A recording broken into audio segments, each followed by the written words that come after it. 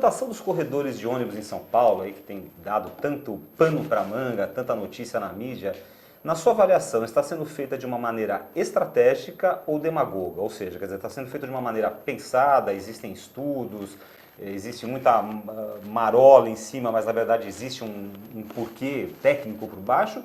Ou está sendo feito de uma forma demagoga para dizer que está, estou ajudando os pobres e etc e tal, aqueles que não podem comprar carro, enfim, aquele um pouco daquilo que a gente viu nessa matéria da revista e da tua resposta? Eu acho que a resposta está no meio do caminho entre essas duas possibilidades que você apresentou. Ela não é a estratégia perfeita, a implementação ela foi feita às pressas, tem uma série de problemas nessa implementação dos corredores de ônibus, tem corredores que foram mal feitos, tem faixas que foram mal readaptadas. Na 23 de maio, por exemplo, apagaram uma faixa, mas não apagaram direito. Então tem um lugar que você não sabe se é o lugar para um carro ou para dois. Então tem um monte de problemas na implementação e, inclusive, é questionável, as escolhas são questionáveis de onde os corredores foram aplicados. Por outro lado, é uma resposta ao clamor das ruas, se é que a gente pode chamar assim. É uma resposta rápida à necessidade de mudar a inércia de São Paulo. A inércia de São Paulo é tentar resolver o trânsito criando mais infraestrutura para os carros, que é mais ou menos tentar resolver a obesidade aumentando o tamanho do cinto. Você não está resolvendo a obesidade, você não está resolvendo a mobilidade quando você dá mais fluidez aos carros, porque em pouco tempo o sistema fica colapsado de novo. É uma tentativa de dar uma resposta rápida à necessidade de inverter essa inércia. Ela não é super bem feita, ela tem uma série de problemas, mas eu acho que a gente está no meio do caminho entre a demagogia, ou seja, uma resposta a esse clamor, e aí pode ter um caráter demagogo, eu não consigo julgar, e a estratégia. Tinha um estudo preliminar, antes mesmo do Haddad ser eleito, tinha um estudo preliminar bom sobre a mobilidade de São Paulo e a necessidade de como é que as coisas deviam ser investidas. E ele mergulhou nos planos existentes, como o Plano Integrado de Transportes Urbanos, para pensar em onde esses corredores seriam aplicados. Então, tem técnica, mas ela foi feita às pressas. O problema do trânsito em São Paulo é um problema complexo. A complexidade, de acordo com a física, se mede a partir do número de partes de um sistema e de conexões entre essas partes. Tem um monte de gente morando em São Paulo e precisando fazer um monte de coisas diversas. A gente tem um sistema complexo. O sistema complexo é caracterizado por duas coisas. A escala, São Paulo tem 11 milhões de habitantes e 1.500 km². E a complexidade, são 11 milhões de pessoas e cada uma tem uma necessidade diferente. Tem gente que tem filhos e precisa levar os filhos na escola e fazer compras. Tem gente que quer poder andar de bicicleta para aproveitar o dia. Tem gente que é cadeirante e precisa de condições especiais. Então você tem escala e complexidade para serem resolvidas. O problema é que nenhuma ação é boa para os dois. Uma ação que é boa para a escala é ruim para a complexidade. Transformar a cidade inteira num monte de corredores de ônibus vai fazer com que a gente tenha transporte público em escala, mas não vai responder à complexidade de necessidades que as pessoas têm. Por outro lado, apostar numa medida complexa, do tipo permitir que as pessoas trabalhem de casa, não é a solução, porque ela é complexa, essa resposta não pode atender à escala das pessoas. Então você precisa de duas iniciativas, uma para a escala, uma para a complexidade. Tudo isso para dizer o seguinte, os corredores de ônibus são a forma mais rápida de atender transporte público na escala da cidade. Só que eles precisam ser combinados com outras ações, com outras medidas. E aí, voltando para a história da revista, a revista pegou todo esse problema que é complexo e reduziu, infelizmente, porque a revista era ótima e é uma pena que ela tenha fechado depois dessa carta-resposta, não foi por minha causa, mas ela fechou logo depois. Ninguém sabe o quanto você ajudou, né? Mas, enfim. Ninguém sabe, é verdade. Mas é uma pena, porque a revista era excelente, mas infelizmente o fato de os corredores terem criado uma tensão em São Paulo fez com que essa matéria fosse precipitada. E ela pegou um problema que é complexo e reduziu a uma questão pontual. E mais do que isso, diagnosticou que tinha dado errado com menos de um ano de implementação de uma proposta numa cidade que passou décadas funcionando de um outro jeito. Leva tempo para que as coisas comecem a fazer efeito. Levou tempo em todas as cidades que eu pesquisei para que a priorização do transporte individual fosse deixada de lado em prol da priorização do transporte público. As coisas levam tempo, as coisas precisam de tempo.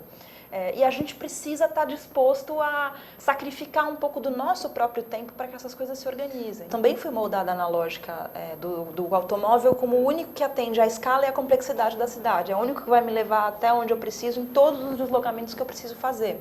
E eu fiz a opção de não ter mais um automóvel e fazer outras combinações, fazer outros arranjos. Tem uma questão cultural, né? A solução ela se dá no nível macro, quer dizer, mais opção de transporte público, mas no nível micro. As pessoas fazerem uma opção de abrirem mão um pouco do carro. O carro não é um vilão, né? Esse que é quando essa discussão se polariza, e aí eu acho que a revista erra, porque a revista polarizou a discussão da mobilidade. Carros versus ônibus. Exatamente. E não deve ser assim. Como é que carros são combinados com ônibus? Essa é a pergunta, não é quem é melhor que quem. O ônibus não é a resposta para todo mundo, como o carro também não é, como a bicicleta também não é. Nada impede a pessoa, né, Sandra, pegar o seu carro e ir até um determinado local, de lá pegar metrô e dali pega a bicicleta, enfim, fazer uma combinação. Combinar é a melhor vocês resposta. Estão comentando sobre combinar essas respostas todas. Como a gente combina essas respostas todas e a gente vira essa chave cultural que o Gilberto bem colocou, e faz as pessoas entenderem que sim, é possível e reverter esse processo. Na sua opinião, como é que a gente faz isso? Essa foi uma das perguntas que eu fiz pro Jan Gehl, que é um urbanista de Copenhague. E a resposta que ele me deu foi assim, ninguém pede de Natal um brinquedo que não conheça, ninguém vai pedir para sua cidade algo que não esteja no seu repertório. Há 5 anos, se você entrasse num bar e falasse como que você acha que a gente resolve a mobilidade, era muito provável que as pessoas dissessem criando mais vias para os carros. A noção de que não é priorizando os carros que você melhora a mobilidade começa a se consolidar. E mais do que isso, eu acho que o debate começa a ficar mais interessante. Eu acho que as pessoas estão percebendo que mobilidade não é uma questão descolada da cidade. Ela está diretamente relacionada com a forma como a gente usa a cidade. A cidade tem empregos concentrados no centro, pessoas concentradas morando nas periferias, tem um monte de outras questões que permeiam a mobilidade. E a gente está entendendo que é um problema complexo, que não tem solução simples para esse problema. Não são corredores de ônibus que vão resolver, como não são ciclovias em massa que vão resolver. É uma combinação de uma série de medidas. A maior crítica que eu faria nesse momento ao sistema é a falta de dados e de um diagnóstico de como é que as coisas estão se desenrolando, de como é que a fluidez melhorou ou piorou. Esses processos, eles deviam ser mais abertos, eles deviam ser mais claros. Esses processos, eles não existem, eles não estão sendo estudados ou eles não são divulgados? Você tem essa ideia?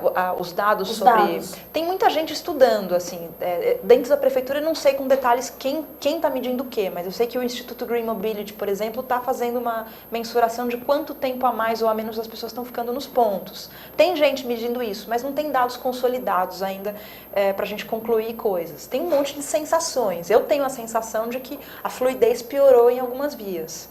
Mas é uma sensação. Eu acho que o congestionamento de São Paulo reflete nas ruas um congestionamento geral, um congestionamento de participação política, um congestionamento de abastecimento de alimentos, um congestionamento de gestão de resíduos.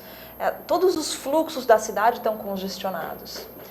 E quando a gente separa todos esses fluxos em diferentes disciplinas, e decide estudar só a mobilidade, ou só a habitação, ou só trabalho, a gente perde uma visão do todo, assim. Tá trânsito na cidade porque o sistema de transporte público é ineficiente, porque o sistema de transporte privado também mas também tá trânsito na cidade porque a legislação trabalhista é inflexível, as pessoas trabalham das 8 às 6 todos os dias. Também tá trânsito porque a cidade está deformada, pessoas nas periferias, empregos no centro. Tem um monte de outros fatores na forma como as pessoas usam a cidade que refletem em trânsito. Dito isso, eu não sei, é difícil essa coisa da percepção de que está piorando, né? A gente tem batido recordes sucessivos de trânsito em São Paulo, isso é um fato. Por outro lado, tem muita gente migrando para outros, vislumbrando outras possibilidades de deslocamento num nível talvez um pouco micro, um pouco menor. Eu acho que o grande problema é tentar atacar a mobilidade com essa visão unidisciplinar e pensando só na escala. Então agora eu vou fazer um monte de corredores de ônibus muito rápido. Então agora eu vou fazer um monte de corredores de moto muito rápido. E não é só pensando na escala, você precisa adicionar níveis de complexidade a essa escala. Você precisa pensar mais a longo prazo, e aí a gente tem um outro problema, né? Prefeitos têm 4 anos para fazerem algo memorável e não se dão ao luxo de pensarem a longo prazo, não se dão ao luxo de pensarem estrategicamente.